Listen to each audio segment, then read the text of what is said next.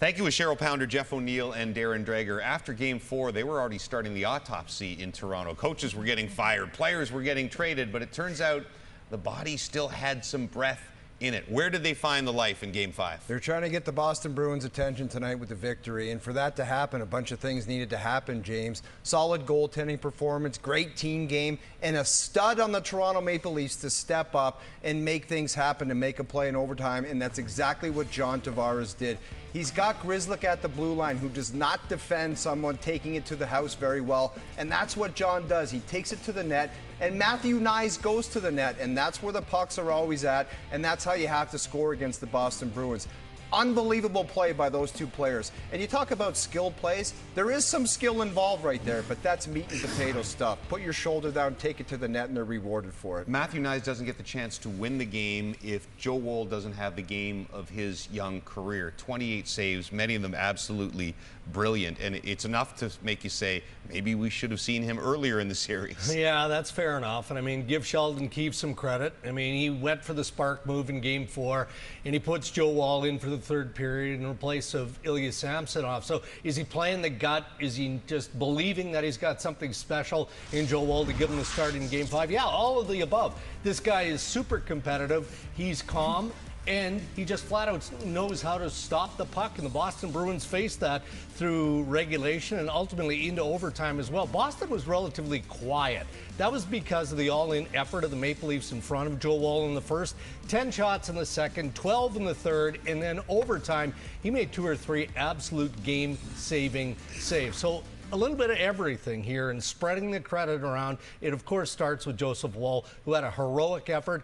Credit to the head coach and those who played in front of him. And you mentioned the word calm. He's got calm, quiet feet, and he's always in sound position. And because he's in sound position, he can make that second save. He's never swimming outside of his crease, which also means that his balance is on. When his balance is on, he can push left to right. And I just thought he was tracking it so well, right? When you're finding that puck, you're able to make the save. If you can see it, but he was dialed in making the saves, and really, that was a spectacular performance. And I'm sure the Boston Bruins are saying, we got goalie tonight. What a fantastic idea for Leafs Nation to hear that from the opposition. That's what you need. We can get into the specifics and talk about how he is in the net. Yep. He just got it done. Yep. Just like Tavares in overtime, there was a key save from Coyle in overtime. It was massive. Just get it done, and he did it tonight. So you get goaltending, you get the effort that makes you go, where was that kind of playoff desperation effort earlier on in the series? But what else strategically, specifically, did they do to win? There's one thing I was looking at pregame, and that was if they were going to get to the paint, right? It's the most coveted space on the ice, and you have to fight to get there. You can't play on the outside, especially in playoff hockey. You got to fight to get to the middle.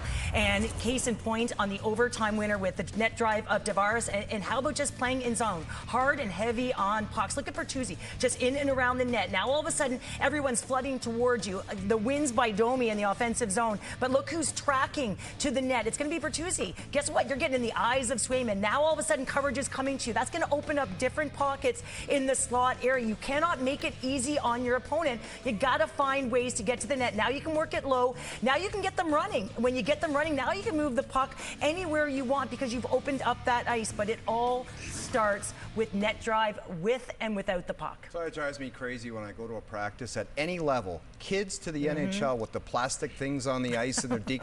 It has nothing to do with success in the playoffs. What you just showed there, it's just simple stuff. Go to the net, get it there, and fight for it and get it back and put it in the net. Has pressure shifted at all to Boston, considering what happened last year when they blew the lead to Florida? Let's not go crazy here. All they've done is got their attention, especially after what happened last year. They got to go back to Toronto. Now they're thinking about it. Oh, we're doing this again. We don't like doing this. They've just got their attention. And now we'll spend the next 2 days speculating on whether number 34 will be available for Game 6. Yeah, and that's fair, right? Look, going into Game 4, the message, even though we had a pretty sound idea he was not going to be available in Game 5, was that he needed the rest to get ready for Game 6. We know it's a combination of things, the illness that he suffered after Game 2, but there's also something there There's something else going on, for sure. But I was told, again, ahead of Game 5, that if they could win Game 5, which they have, maybe the rest would help. That'd get them close. Well, 1 year ago last night, John Tavares scores in overtime to beat the Tampa Bay Lightning 2-1. John Tavares starts the goal. that beats the Bruins 2-1 and doesn't win a series this time, but it gives the Leafs a little bit of life. Now they have to break that home losing streak and force a Game 7.